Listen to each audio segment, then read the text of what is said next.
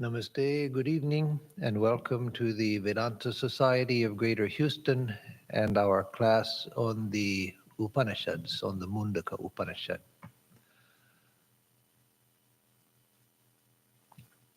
Om Namo Brahma Dibhyo Brahma Vidya Sampradaya Karatribhyo Vamsharshibhyo Mahadbhyo Namo Gurubhyaha Om Shanti Shanti Shanti Narayanam Padmabhuvam Vasishtam Shaktim cha Tatputra Parasharam cha Vyasam Sukham Gaudapadam Mohantam Govinda Yogindra Mathasya Shishyam Shri Shankaracharya Mathasya Padmaparam cha Hastamalakan cha Shishyam Tantrotakam Dvartikakaramanyānasmadgurūn Santatamanatosmi Om Shanti Shanti Shanti Om Bhadram Karne Bhishnuyama Devaः Bhadram Pashye Makshabhiryajatraः Sthirairangaistuštuvagum sastanubhihi Vyashema devahitai yadayuhu Om Shanti Shanti Shanti Harihi Om. We salute the long lineage of teachers, beginning from the divine being itself, who revealed this knowledge to Brahma, the creator, who in turn gave it to the first created sages, who passed it down in a continuous lineage of teachers and disciples, Guru Parampara, down to our present day. To all of those teachers in the long ancient tradition, our salutations. O gods, may we hear with our ears that which is noble and uplifting. May we see with our eyes that which is auspicious. While praising the gods with steady limbs, may we enjoy a life that is beneficial to the gods. Oh, peace, peace, peace be unto us all. So this evening, we will pick up where we left off last time. We were on the second chapter of the first Mundaka. And so as you remember, the Upanishad begins, the first couple of verses tell about the beginning of creation and then the passing of the knowledge of the ultimate truth from Brahma down to the sages, and then a householder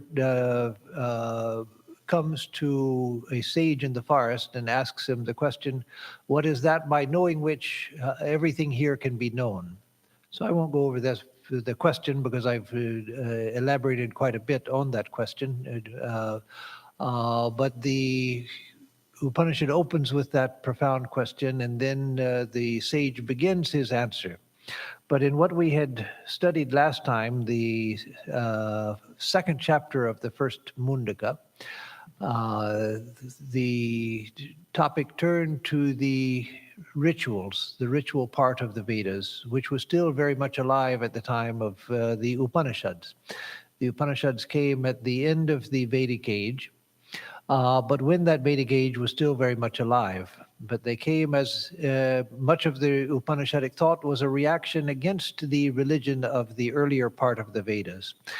And yet it was not a complete revolution as some have claimed, where they threw away the earlier part of the Vedas. No, they recognized that that had its place. And so in the second chapter, it begins by a praise of the rituals, and it says that taretat satyam mantreshu karmani kavayo yanya pasyan stani tretayam bahuda santatani. the very beginning of it is Taretat Satyam.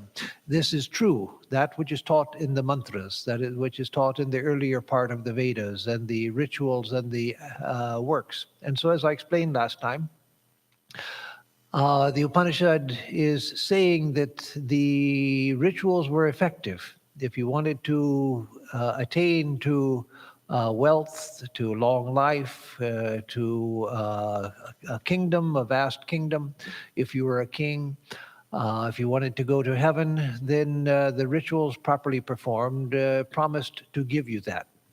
And so the Upanishad begins this chapter, the second chapter of the first Mundaka, by saying that this is true. It does that.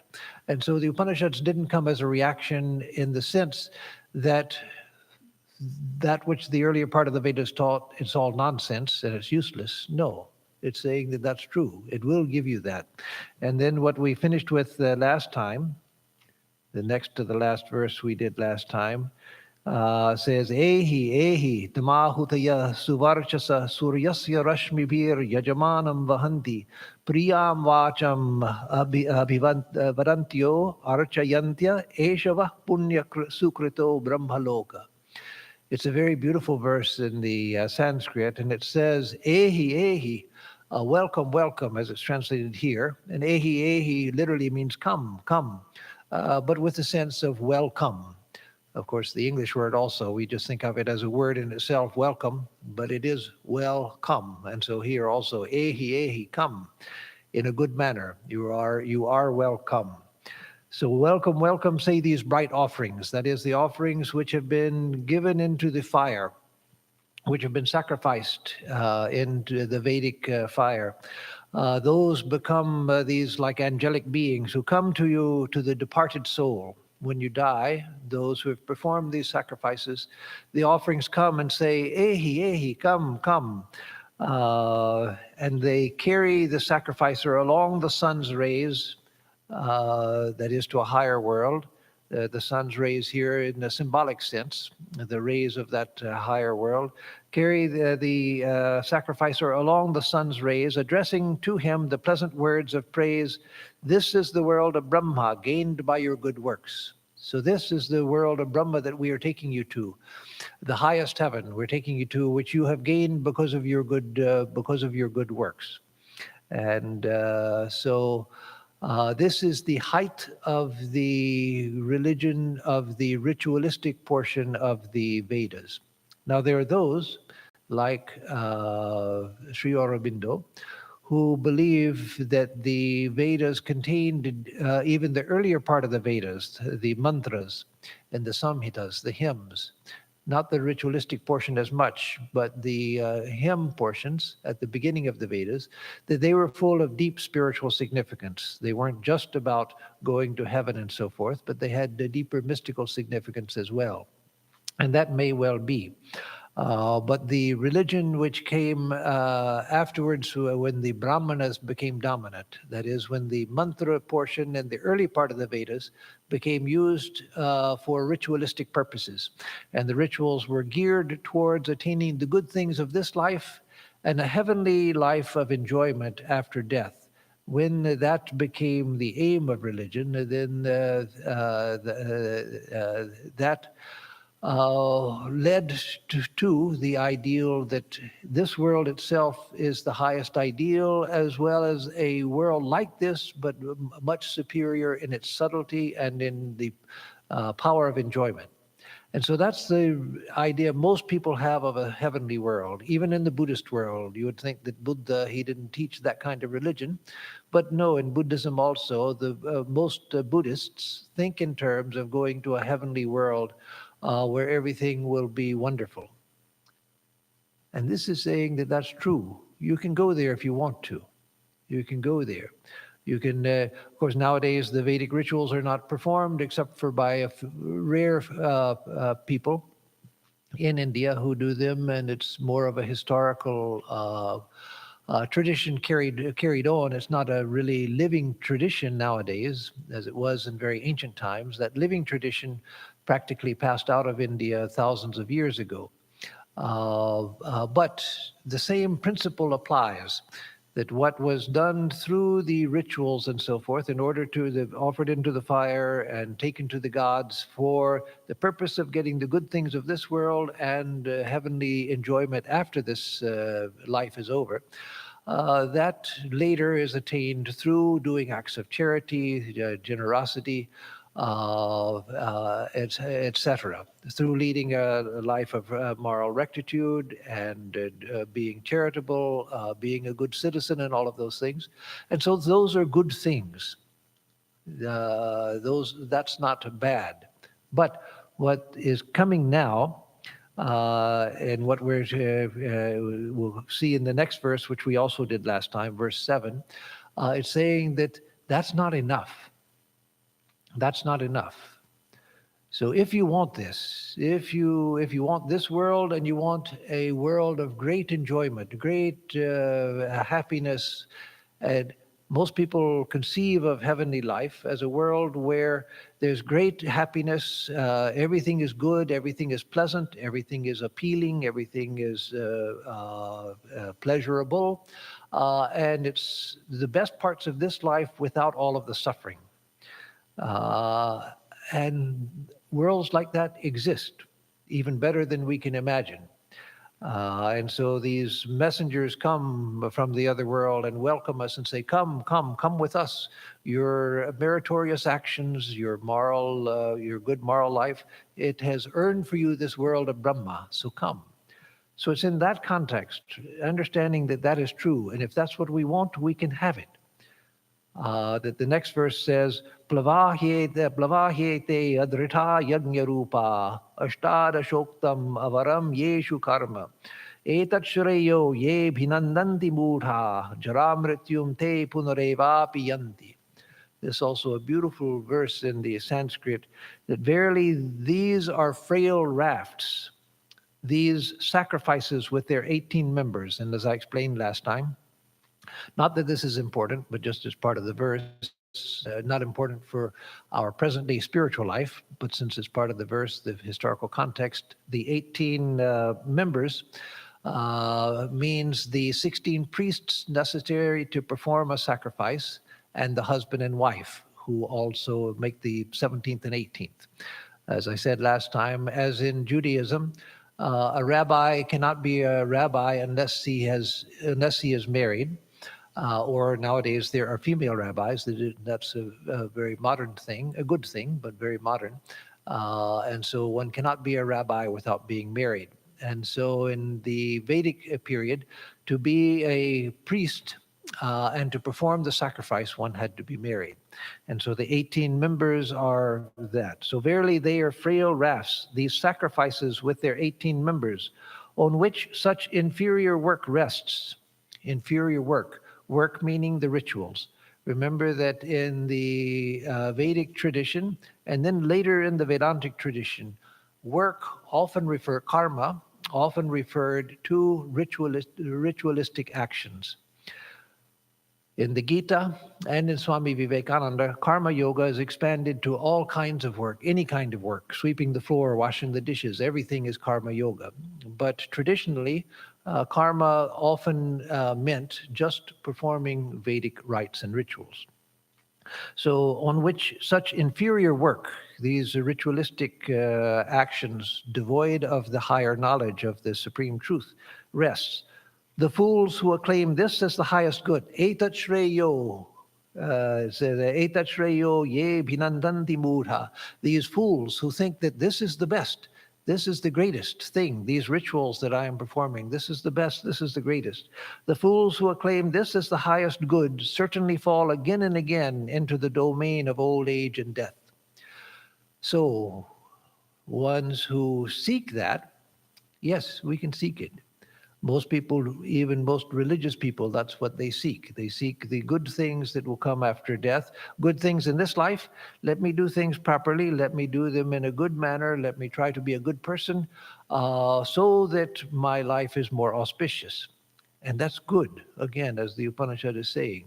That's much better than just being a slovenly person who doesn't care about anything and doesn't have any higher ideal. That's good. But this is saying that this is a very frail raft. This is not good enough. if you can, aim for something higher. Because this is a frail raft. You'll go to a world like that. You'll enjoy for a long time where there's no suffering, no pain. But then it says you'll certainly fall again and again into the domain of old age and death. So what have we attained? By getting those things, what have we attained? As I said last time, it's like going on a wonderful vacation, the best vacation we ever had, where everything goes perfectly well. And then it's over. And we're back in the same place with a lot less money in the bank. And so what did we gain? We've got some photographs that we can show, maybe some videos we can show people. And we've got a few memories. When you come back from the heavenly world and are born again here, you don't even have that. You're not born with photographs to show everybody where you were. You don't even remember where you were. So what good did it do? What good did it do? It didn't do any good. In the moment you enjoyed it, yes, it's high enjoyment. There's no suffering there. But when it's over, and you don't even remember it, and it hasn't improved your life at all. You don't come back, having been there, you come back refreshed and a different person with a different perspective and all of that. No, it's just a vacation. It doesn't it doesn't move you forward whatsoever in life. So then we come to where we to start tonight on verse 8. And I discovered, I had never seen this before, and I don't know where it comes from, but in this Mantra Pushpam, a book of the Upanishads and other chants, it has the swara markings, the chanting markings, and it has them for the Mundaka Upanishad. I don't know where they got them because this belongs to the Atharva Veda, which doesn't have swara markings. But anyway, somehow they have them here, so I will use them because it's a more traditional way of chanting. So verse 8 says, Avidyayam andare vartamana swayam dhira pandidam manyamana janghanyamana pariyanti mudha andhenaiva niyamana yathandha. So this is very similar to a verse from the Katha Upanishad, which we did a couple of Upanishads ago. So avidyaya mantare vartamanaha. So people dwelling in the midst of ignorance. Avidyaya mantare vartamana. People dwelling in the midst of ignorance. Here meaning spiritual ignorance, ignorance of the truth. Dwelling in the midst of ignorance, swayam dhira pandidam manyamana, thinking themselves to be very intelligent and full of learning, full of wisdom. Thinking swayam dhira, thinking I am a wise person. Panditam manyamana, thinking themselves full of knowledge. Janghamyamana parayandi mudha, janghamyamana, being filled with suffering. Parayandi mudha, these fools wander about, filled with suffering. Andhena eva niyamana yatha andhaha, be like the blind led by the blind. So the verse with a couple of words different is equivalent in the Katha Upanishad. In fact, there's several verses here that are almost the same, two or three that are almost the same as the verses, two or three verses in the Katha Upanishad. So steeped in ignorance, yet thinking themselves wise and learned, fools wander about, suffering again and again, like the blind led by the blind. So yes, that's a warning to all of us.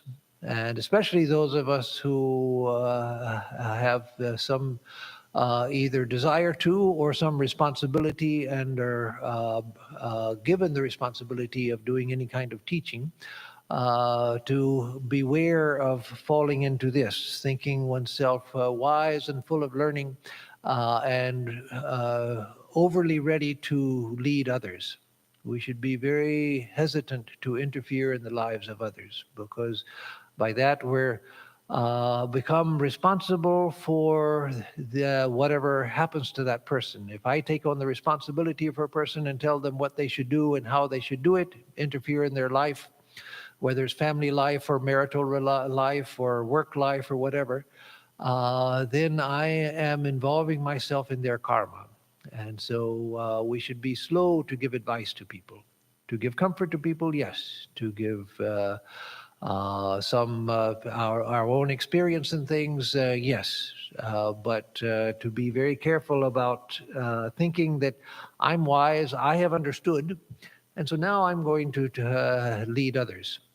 That's very common in all fields of life, and especially common in spiritual life. That as soon as I've read 2 or 3 books, I want to go out and to teach everybody else how they should be living.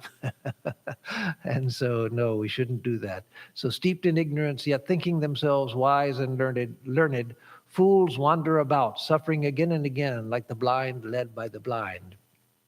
And this is, of course, more specifically in the context, speaking of those who think that the ordinary conventional religion, whether it was the Vedic sacrifices of Vedic times or the conventional things of conventional Hinduism or conventional Christianity or conventional Islam or conventional Buddhism, that's the best. And that's all you need to do. No, we should be very careful about interjecting ourselves into the lives and especially the ideals of other people unless we have gained some deep insight. And then the Upanishad continues. I say he because this is the words of the sage teaching the Upanishad, who was asked that question by the householder devotee. The next verse says, Avidyayam bahudha vartamana vayam kritartha ityabhimanyanti balaha yat karmino na pravedayanti naraga te naturakshina lokaschavante. So this says Avidyayam bahudha vartamanaha vayam kritartha iti abhimanyanti balaha. So here, living in various ways in the midst of ignorance. Avidyayam bahudha, in many ways, dwelling vartamana, dwelling in ignorance. Vayam kritartha, we are fulfilled. We are fulfilled. We've reached the end of life. We know we're fulfilled.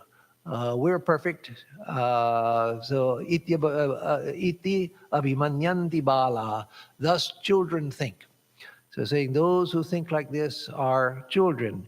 Yat karmino na pravedayanti ragate natura kshina lokas javanti.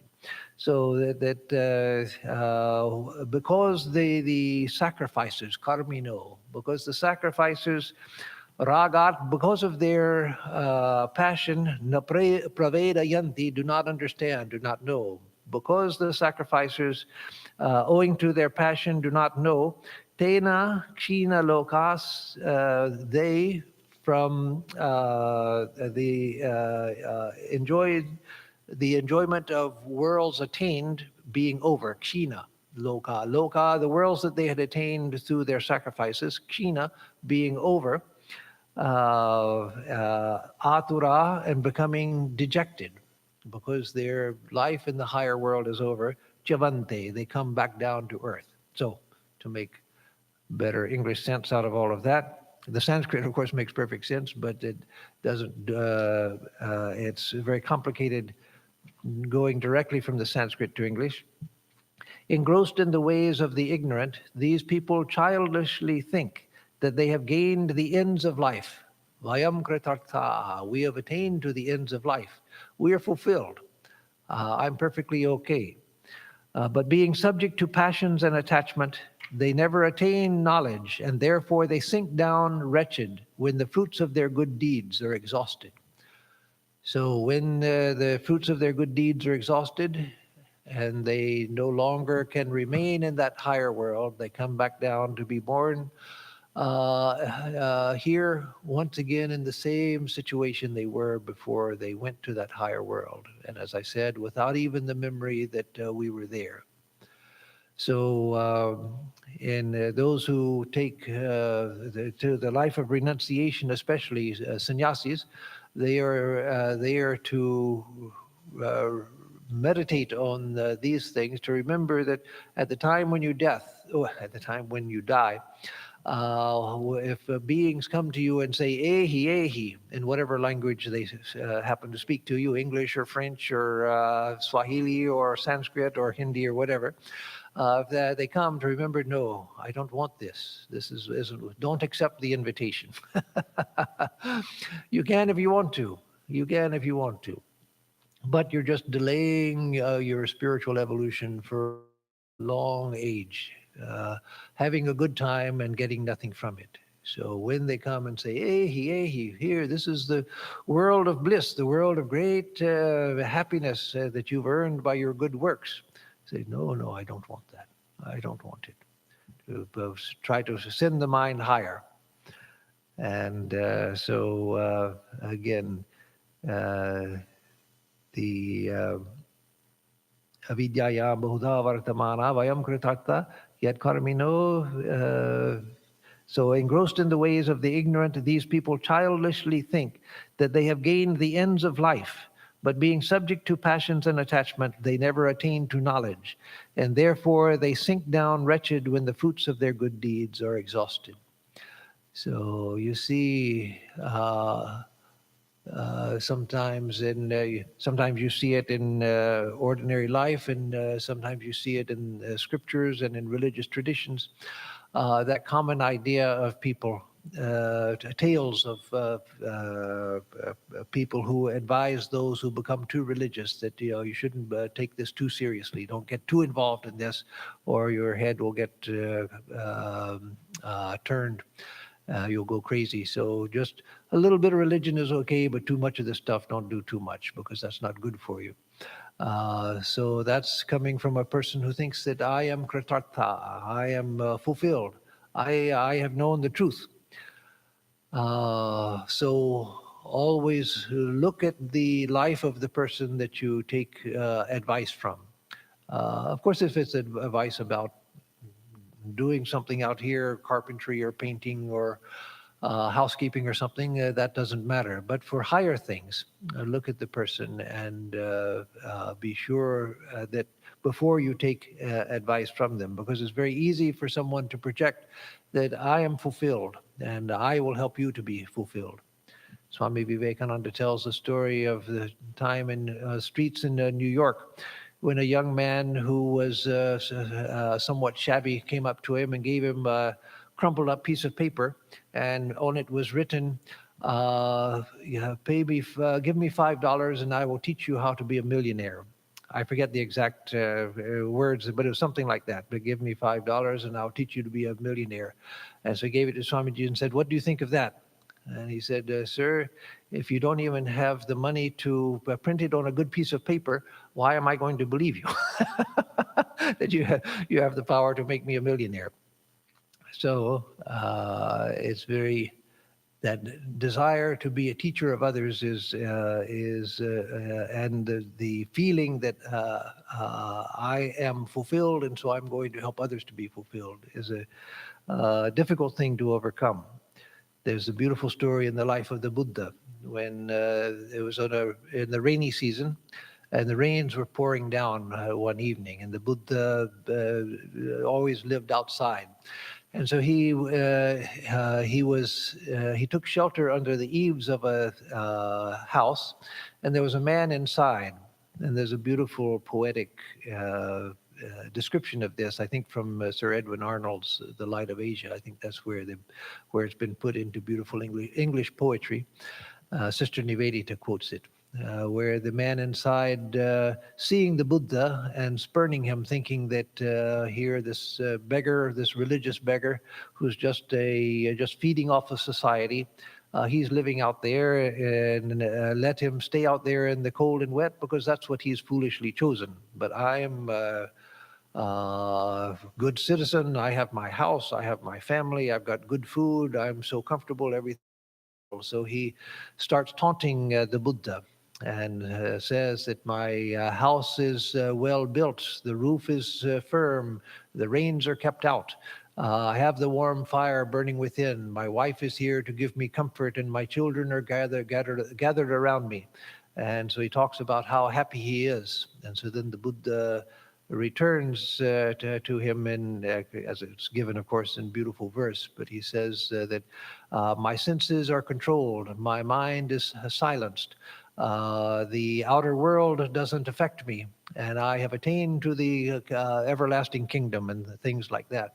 And so then the man realizes, because of the stature of the Buddha and the conviction that his words carried, the man realized his folly and then came out and bowed down to the Buddha and accepted him as his teacher.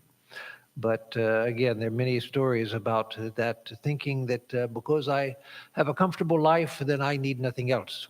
The problem is that a comfortable life can be ended so quickly. Look at the horrors of people in Ukraine and the horrors of people in Russia, and both such a horrible situation. People who themselves were innocent, they didn't do anything, they didn't contribute to this in both countries. In Russia, the economy is in ruins. People can't get anything. The ruble is worthless. The situation is desperate. And in Ukraine, it's the same, plus the fact that rockets and bombs are falling all around you. You don't know whether you'll survive or not. You can't get in touch with your relatives. So people who were living happily one day, and for no fault of theirs. And so this isn't criticizing the people in their situation. It's a pitiable situation that so the purpose of saying this is that we should remember that any of us could fall into that situation. We see how in this country in the most recent years, how easily it could happen that the country could fall into a situation like that. We think that in America, for so long, we've been so well protected. Everything has seemed stable. It doesn't take much to lose that stability. It doesn't take much at all for all of that just to go away. We feel that, well, I've got my investments, I've got my bank account, I've got enough to last me. It wouldn't take much for all of that to disappear. So not that we should live in a state of fear that, oh, what's going to happen, I've got to get more money in my investments and so forth. No, that's not the solution. The idea is to realize that, yes, provide for yourself, provide for your families, because that's what a good person does. But don't think that in that is our security, because that could be destroyed just in a moment. So easy. Nobody, myself included, I couldn't ever imagine that the country could become so close to falling apart as it did recently. And to look at Ukraine, it used to be one could, living in a country like America, where we've had a long, long period of stability, you could look at a country like Ukraine and Russia and feel sympathy as a good person would, but think that that's so far away, those poor people suffering like that. Thank God it could never happen to me. Thank God I'm so secure and nothing could happen to me. It could happen to any of us. And so we should realize that and know that where we can put where our security should be. That yes, again, I'm not saying we shouldn't attend to the things here. Yes, we should provide for ourselves and provide for those that are dependent on us. But don't think that by doing that, that vayam kritartha, we are fulfilled. Now I have nothing to worry about. Now I'm fixed forever. No, we can never take security in that. So again, not to instill fear in people, but to know where true value lies. So again, engrossed in the ways of the ignorant, these people childishly think that they have gained the ends of life, kritartha. So then the next verse continues this idea. Verse 10 says, Ishnapurtam manyamana varishtam nanyat shreyo vedayante pramudhaha nakasya prishte te sukrite nu bhutve mam lokam hinataram vavishanti. So here this starts with a technical term, ishtapurtam. That's some term, Sanskrit term that comes from the Vedic times. Ishta and Puratam. Ishta means the sacrifices, and Purata means the charitable acts. Traditionally, it was like building ghats, steps leading down into rivers or into large artificial lakes where people could take baths and wash their clothes and get water. Sinking wells in villages, building dharamshalas, houses for feeding pilgrims, building shelter for pilgrims on the pilgrimage pathways where they could rest and so forth, feeding people, all of these traditional forms of charity. So in different ages and in different culture, charity takes on different forms. It depends on the nature of the society, what the needs are, and how people can fulfill those needs. So in traditional times, there were these specific acts that were considered to be very charitable, but it was because those were things that could be done which would help many people. And those were good things. They were good things. And the sacrifices. So, ishtapurtam manyamana varishtam, thinking that these acts of sacrifice and acts of charity are varishtam, are the best. This is the greatest thing that can be done. There's nothing higher than this. Remember Sri Ramakrishna. Sri Ramakrishna is said by Swami Vivekananda and others to be the modern Veda. Not replacing the traditional Veda, but he's the modern Veda. And some have said that Swami Vivekananda is the commentary on that Veda. It's a very beautiful way of thinking of the two. So Sri Ramakrishna, over and over again in the Gospel, he says that the purpose of life is not to build hospitals. If God comes before you, are you going to say, "Oh God, give me build a hospital"? No, the purpose of life is the realization of God. So again, the idea is not that doing charity is bad. No, that's very good. And it's good for a spiritual person to do also. But not to think that just the doing of that is in itself the end of life. No, that in itself is not the end of life. That was impressed on me in the most powerful way in 1975 when I had gone to India to stay. I'd gone to India once in 1971 to receive initiation. And I went back in 75 to go to the training center as a brahmachari at Belar Math and then to continue on there for some years. Before I had gone to India, a year before, I had met Swami Rudrananda, no, not Rudrananda, Swami Rudranandaji. He was the head of the center in Fiji. And I was very fond of him. He was a great Swami and a great karma yogi. He had done tremendous work in Fiji, phenomenal work in Fiji. When he first went, there had been a Swami, Avinashananda, who had been there before him, who was a great Swami himself, but he died shortly after going. And then Swami Rudrananda was sent, a disciple of Swami Shivananda, Mahapurush Maharaj. And so there he did wonderful work. When he got there, the education of there's a large Indian community there, of course, and the Indian community, there were sugar cane growers mostly. The education was 10% of the population was educated. And largely because of his work, by the time he retired, the education level was over 90%. Establishing schools in the islands and giving people education and so forth.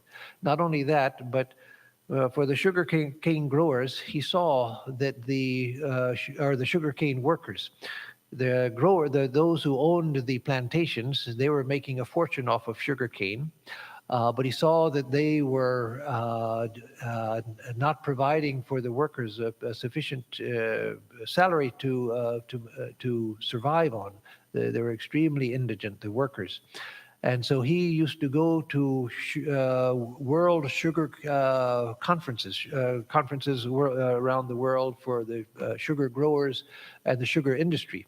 And he would argue with the growers that they had to give a better deal to the sugar cane workers. And through his efforts, gradually, and his lobbying efforts, he improved the financial situation of the sugarcane growers. But all through hard work, people who didn't want to listen to him, the sugarcane magnates, they found out that the Ramakrishna order, as a principle, did not allow the monks to engage in political activity. So they wrote to Bellarmut that one of your swamis is coming and agitating for political reform and so forth and causing all sorts of problems. He's a political activity. And so Bellarmut wrote to him and said, what's going on? We get this report that you're involved in political activity. So he explained to Bellarmut that, no, I'm just trying to get the sugarcane workers a better deal so that they can lead a decent life. And so Bellarmut understood and let him continue. And he succeeded.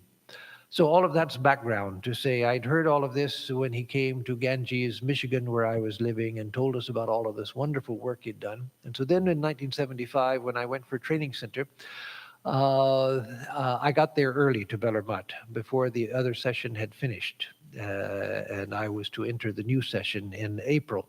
And so in March, they had the valedictory program for the outgoing brahmacharis, those who had finished the 2-year course.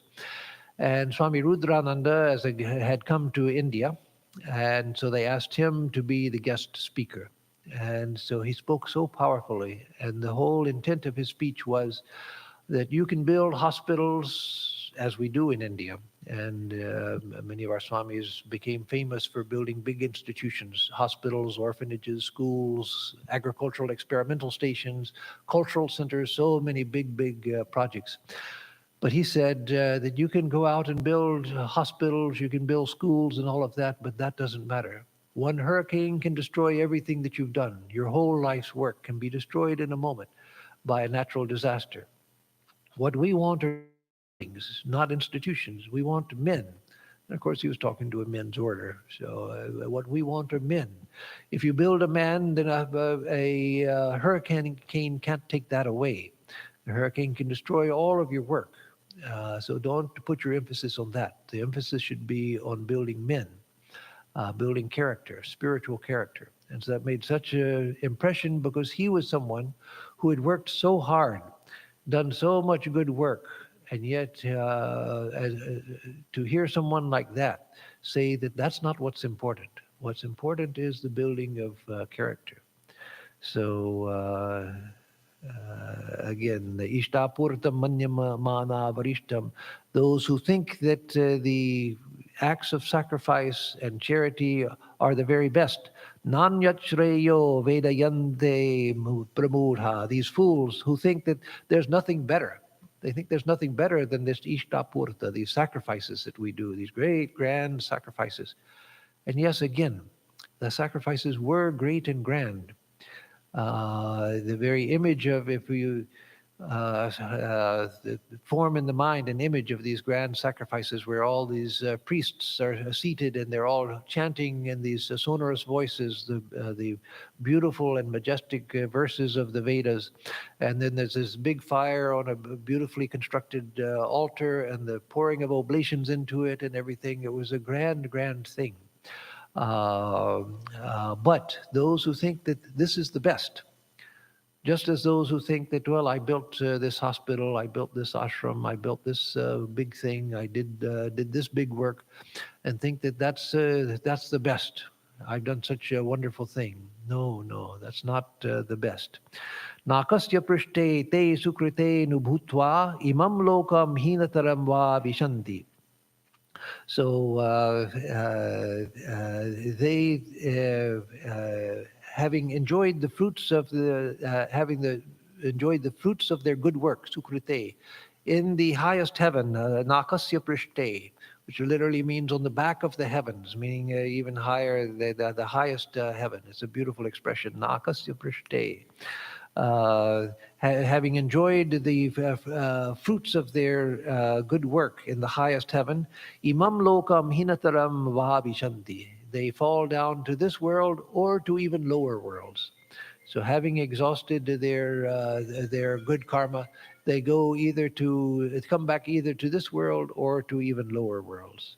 So the running translation is, these deluded men fancy sacrifices and charitable works to be the highest, and know naught better. Having reaped the fruits of their virtuous deeds in the highest heavens, the seats of sensual enjoyments, they fall into their old human life, or into what is still lower. So again, that idea once again repeated in a different way. Those worlds that we gained through these acts, the sacrifices and the charity, are not the highest. So then, let's see, we'll take at least one more verse. Verse 11 says, Tapashraddhe ye hyupavasantyaptaranye shanta vidvamso bhaikshyacharyam charantah suryasya dwarena te viraja prayanti yatramritasa purusho hyavyayatma. So this says that those who, those who shanta, who are of peaceful mind, vidvamsa, who are learned, bhaikshyacharyam charanta, who follow the vow of a mendicant, bhaikshyacharyam, those who follow the way of life of a mendicant. So here it's talking of the sannyasi, but again, the significance is not just limited to them. So those who are of peaceful mind, who are learned, who follow the vow of mendicancy, aranye, who live in the forest, tapashraddhe upavasanti, who live performing tapashraddhe, performing faith, penance or austerity, and faith. Faith here means religious faith in religious practice.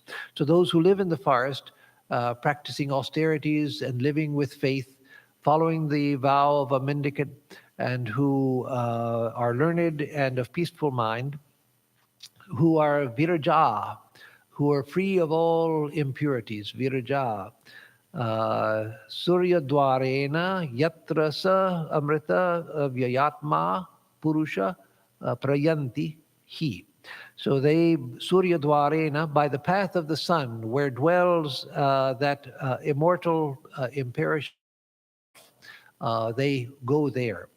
So verily those who, the running translation, verily those who live in the forest, that is, those who live in solitude, leading a life of austerity and devout worship, peaceful, wise, and keeping the mendicant's rule, these stainless ones go by the solar gate to where that immortal being dwells. Yeah, that's a beautiful translation of Surya Dwarena, by the gate of the sun, or the solar gate, to where that immortal being dwells. So again, remember that the sun in many cultures, including the Vedic culture, was a spiritual symbol. It was a deity or a spiritual symbol. And so here, the Surya was a deity, but here it's being used as a symbol of the gate into the world of the immortals. That one ascends and passes through the door of the sun into the world of the immortals. So verily, those who live in the forest, live in solitude, leading a life of austerity and devout worship, peaceful, wise, and keeping the mendicant's rule, these stainless ones go by the solar gate to where that immortal being dwells. So here it's talking about the path of Kramamukti, liberation, gradual liberation. So there are three types of liberation, and any of the three is good. There is Kramamukti, that is, if we have attained to enough understanding in this life and some spiritual awakening. We've had some significant spiritual awakening, and we've lived a good and disciplined life, striving for spiritual perfection. Then at the time of death,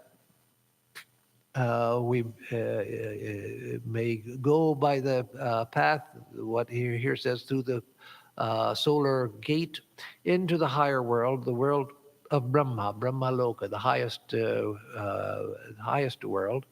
And there we live for a long time, not in a world of enjoyment, but in a state of bliss. It's not a world where there are people running around and carousing and having a good time. It's a world of deep contemplation where the mind is immersed in blissful awareness. And there we live until the end of the cycle, and then we attain to full liberation from there. We don't come back here. So that's Krama Mukti, and that's what it's talking about here. These stainless men go by the solar gate to where that immortal being dwells. And so that, as I've explained at other times, that for a devotee of Ramakrishna is Ramakrishna Loka. It is for a Buddhist, it's the Western paradise where Amitabha Buddha lives. For a Vaishnava, it's Vaikuntha. For a Shaiva, it's Kailasa. For a Christian, it's the heavenly world of the mystics. Now, in Christianity, they don't make any of these distinctions, but there has to be a distinction because the ordinary idea of heaven for most Christians is going, and the idea that's taught by the Mormons is going to a family reunion where you're reunited with all of your loved ones of this life. And that world exists, says Hinduism, but it's no better than this world. It's just more enjoyable, but it comes to an end. And then there are higher worlds too, but worlds of enjoyment. And so those are the worlds that most people think of as heavenly worlds. In the Christian world, Muslim world, Jewish world, or the Jewish world, they don't have that many ideas of heaven. But that's the idea of most people of heavenly life. But the mystics, the great mystics of Christianity, of Islam, and so forth, the heavenly world that they thought of was going where they live in the company of God, live in the close proximity to God, in deep and devotional contemplation, blissful contemplation of God. So that is the mystical heaven. That's the Brahmaloka. So whatever religion one follows, if one has had had some significant spiritual awakening in this life, then we're taken to that at the time of death. We're taken to that world where we remain in a deep state of blissful contemplation and fulfillment until the end of a cycle, and then we attain to full liberation. Um, and so that's the Krama Mukti, gradual liberation.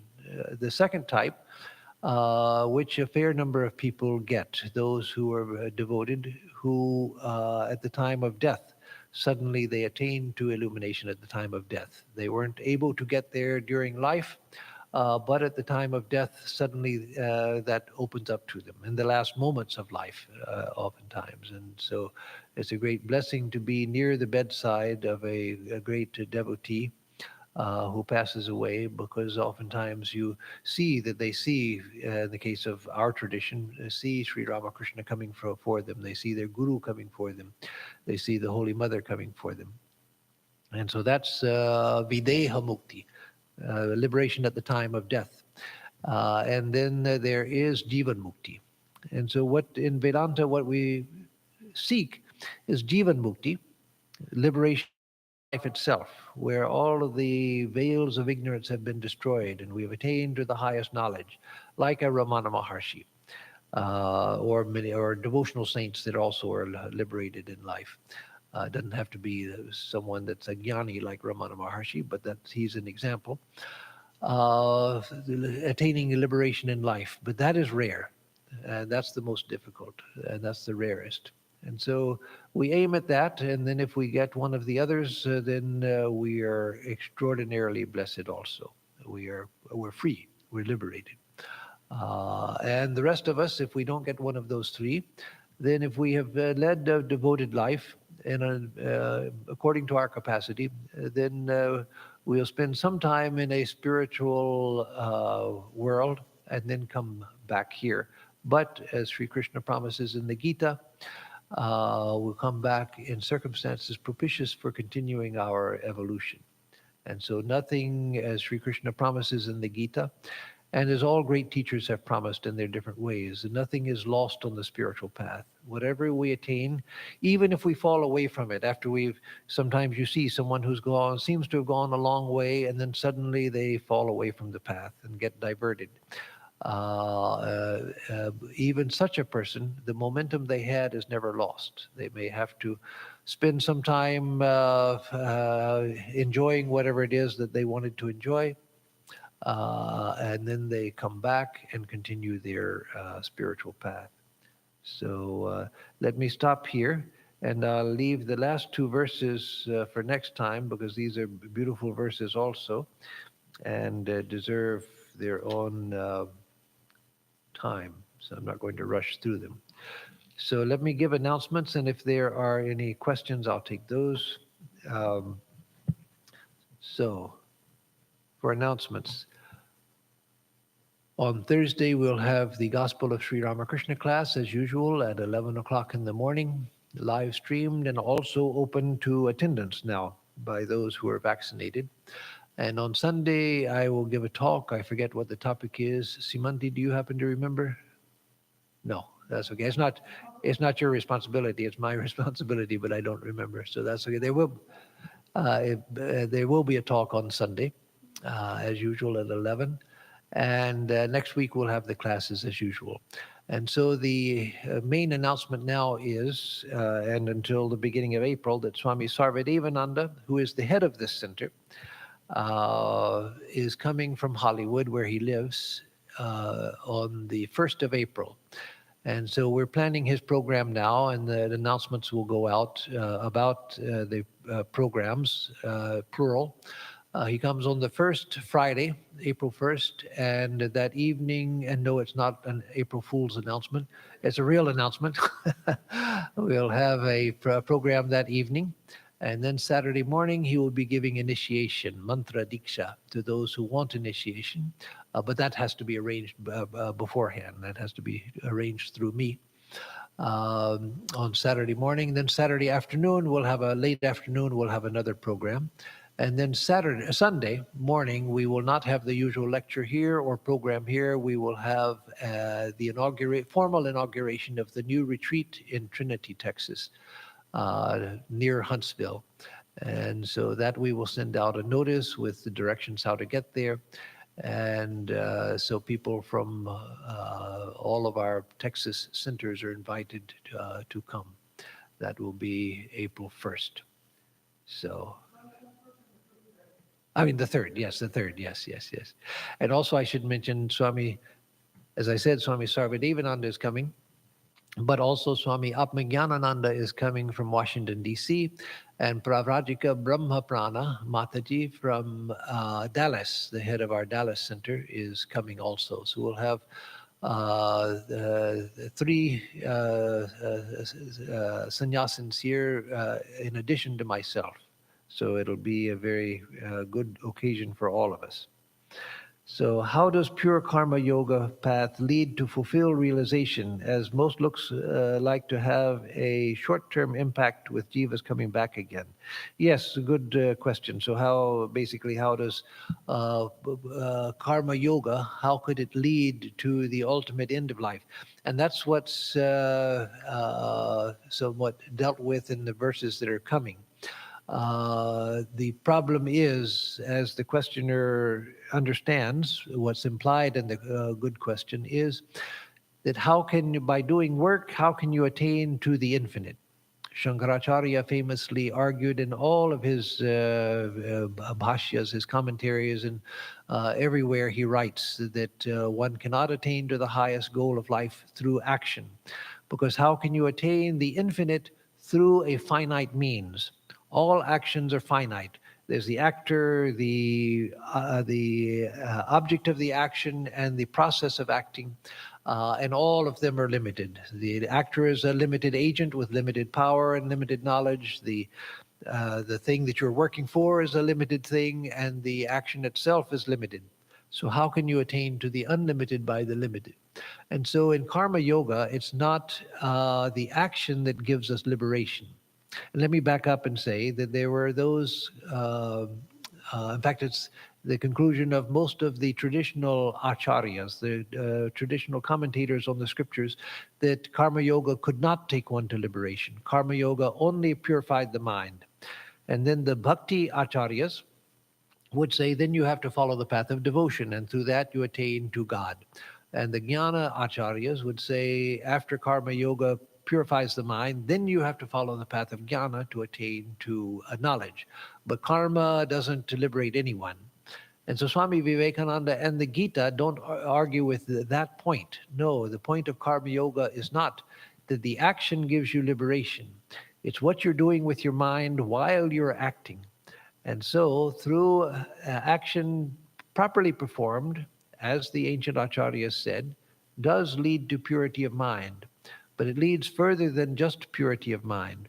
If you do it with proper non attachment, you can come to such purity of mind that the truth is revealed in the mind. So the truth has to be revealed for liberation. So it's not the action that liberates you. It's the purity of mind which results, the complete unselfishness that results, which removes the obstacle to knowledge. And then knowledge comes. So the knowledge has to come. But karma yoga can lead us to the point where where we are ready to see the flash of realization.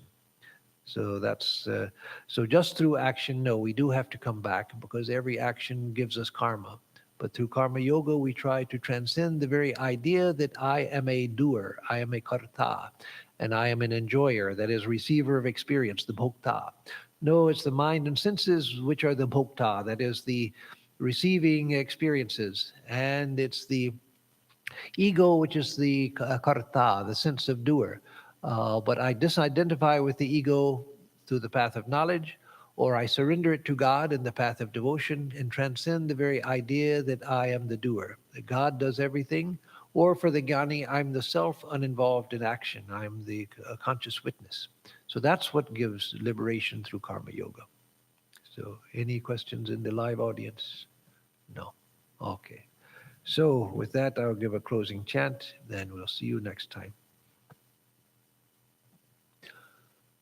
Om Purnamada Purnamidam Purnat Purnamudachyate Purnasya Purnamadaya Purnameva Vashishyate.